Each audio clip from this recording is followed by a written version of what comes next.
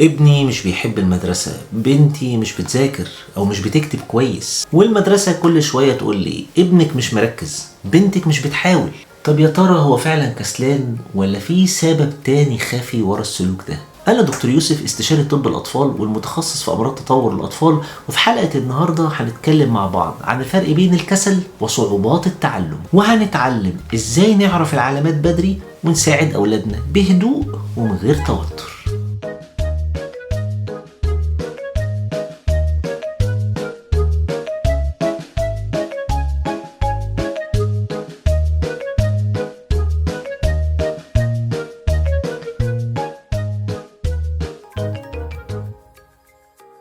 مبدئيا كده، يعني ايه صعوبات التعلم؟ اول حاجة لازم نعرفها ان صعوبات التعلم لا تعني ان الطفل غبي، ومش معناها ان عنده مشكلة في الذكاء او في الفهم. الطفل ده بيبقى بيفكر كويس، ولكن طريقة استقباله للمعلومات او تعامله معاها مختلفة. صعوبات التعلم انواع كتير، ولكن اشهرها هو عسر القراءة او الديسلكسيا، وده طفل بيبقى عنده صعوبة في ربط الحروف بالكلمات، فتلاقيه بيقرأ بشكل بطيء وفيه أخطاء كتير. والطفل ده غالبا بيبدل بين الحروف أو بينساها أصلا.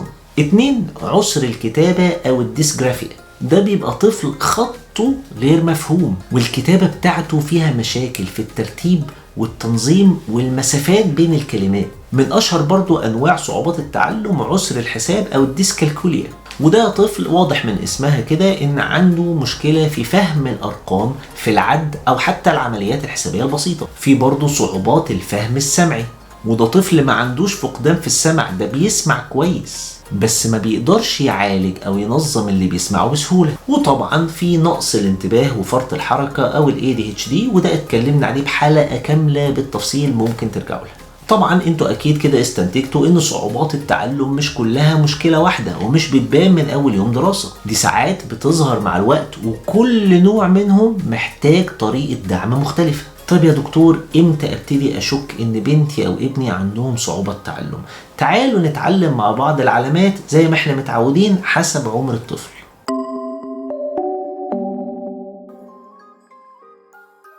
وهنا أنا هقسمهم للطفل اللي قبل المدرسة، ثم الطفل اللي في أول سنين الدراسة، ثم الطفل اللي بعد كده مع مرور الوقت. من العلامات اللي تخليني أقلق قبل دخول طفلي للمدرسة هو التأخر الواضح في الكلام والنطق، أو الطفل يكون عنده صعوبة في تمييز الحروف والألوان والأشكال، أو إن بنتي أو ابني يكون عندهم صعوبة في حفظ الأغاني أو الكلمات البسيطة. لو في أول سنين المدرسة ولاحظتي حاجة من الحاجات اللي جاية دي، المفروض إنك تبتدي تشكي. زي إيه؟ بنتي أو ابني عندهم بطء شديد في تعلم الحروف أو الكلمات، أو بيتعلموا بس بينسوا بسرعة اللي اتعلموه، أو بيعكسوا الحروف والأرقام أثناء الكتابة، زي إنه يكتب حرف البي بالعكس، أو يكتب الأربعة باتجاه مختلف، أو يكتب حرف أو رقم مكان حرف أو رقم تاني، زي إنه يكتب 3 مكان 8، أو يكون بيقرأ بطريقة متقطعة، بيقسم الكلمة يقراها على مراحل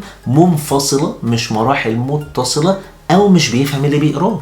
طيب لو الطفل ده كان سيء الحظ وعدى عليه كل المراحل دي ومحدش اكتشف، او ظهرت عليه علامات صعوبات التعلم بعد كده، لان احنا قلنا ان مش كل الاطفال بتظهر عليهم صعوبات التعلم بدري. لو بنتي او ابني كبار بقى بعد اول سنين الدراسة دي، امتى اشك ان عندهم صعوبات تعلم؟ لو الطفل بيكره المدرسة بشكل واضح، مش هنقول ان كل الاطفال بتحب المدرسة، اطفال كتير عادي ان هم مش بيحبوا المدرسة، ولكن ده طفل بيكره المدرسة فعلا. وقت المذاكرة بيعيط او بيتوتر، ثقته بنفسه بتبقى متأثرة وبيحس انه اقل من زمايله. طيب هل الطفل ده كسلان؟ هنا عايزين نقول ان مش كل طفل مش بيذاكر يبقى كسلان، ومش كل طفل بيتعب في المدرسة نسبة ذكائه قليلة. تعالوا مع بعض نشوف الجدول ده ونتعلم الفرق. الطفل الكسلان عارف المعلومة بس مش مهتم انه يطبقها، انما الطفل اللي عنده صعوبات تعلم عاوز ينجح، هو بس مش قادر يوصل المعلومة. الطفل الكسلان بيظهر فجأة نشاط طبيعي في مهام تانية بيحبها، يعني يبقى كسلان ومش قادر يذاكر، وفجأة تظهر أي حاجة تانية بالنسبة له فيها لعب، تلاقي كل النشاط اللي في الدنيا ظهر. الطفل اللي عنده صعوبات تعلم بيواجه صعوبة حتى في اللعب أو الحاجات اللي فيها تفاعل محتاج تركيز. الطفل الكسلان سلوكه بيتحسن مع التحفيز والمكافآت. الطفل اللي عنده صعوبات تعلم مهما شجعته هتفضل صعوباته مستمرة. الطفل الكسلان مش بيعاني من توتر وقت المذاكرة، هو مش فارقة معاه. إنما الطفل اللي عنده صعوبات تعلم ممكن يتوتر ويعيط ويرفض المذاكرة بسبب الإحباط. هو عاوز يتعلم وعاوز يبقى كويس بس مش قادر. الكسل معناه إن الطفل عارف بس مش عاوز، لكن صعوبات التعلم معناها إن الطفل عاوز بس مش قادر. الطفل اللي عنده صعوبات تعلم بيبذل مجهود ضخم جدا عشان يعمل حاجات بسيطة بالنسبة لغيره، والكلمة اللي احنا ساعات بنقولها له زي شد حيلك انت مش مركز ممكن تكون جارحة جدا. طيب احنا كأهل نعمل ايه؟ هنا هقول لكم على 10 خطوات بسيطة ممكن نعملها في البيت، ولكن ممكن تعمل فرق حقيقي مع الطفل ده.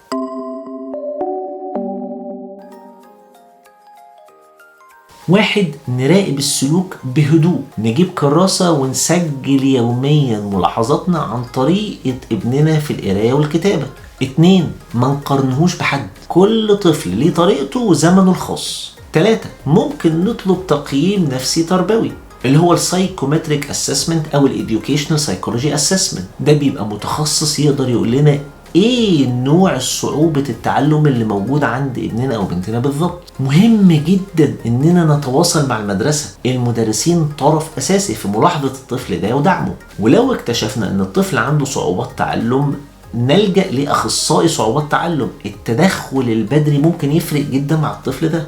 نوفر للطفل ده بيئة تعليمية مريحة في البيت، مكان يكون مريح، المذاكرة بجداول صغيرة ولكن متكررة. نستخدم أدوات التعليم المرئية، الطفل كل ما يشوف الحاجة كل ما نسهل عليه التعلم، زي البطاقات، الصور، الألعاب البصرية التعليمية. ندعم طفلنا نفسيا، وهنا مهم جدا ناخد بالنا ان احنا بنمدحه على المحاولة مش على النتيجة. ناخد بالنا برضو من نقطة مهمة جدا، وهي ان احنا لازم نراجع سمع ونظر الطفل ده، لان ممكن تكون دي حاجات احنا مش اخدين بالنا منها تكون بتزود صعوبات التعلم دي. نركز على نقط القوة اللي عند الطفل، يعني مثلا ممكن بنتي ما تكونش شاطرة قوي في الإملاء ولكن تكون مميزة جدا في الرياضة أو في الرسم.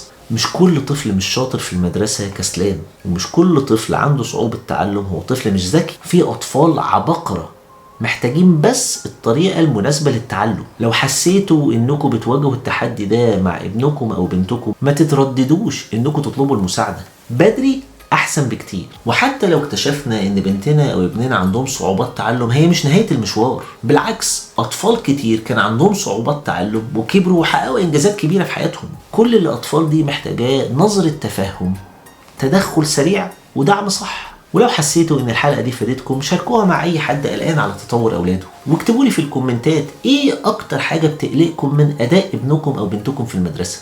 انا دكتور يوسف ودي قناة دكتور كيدز، اشوفكم على خير.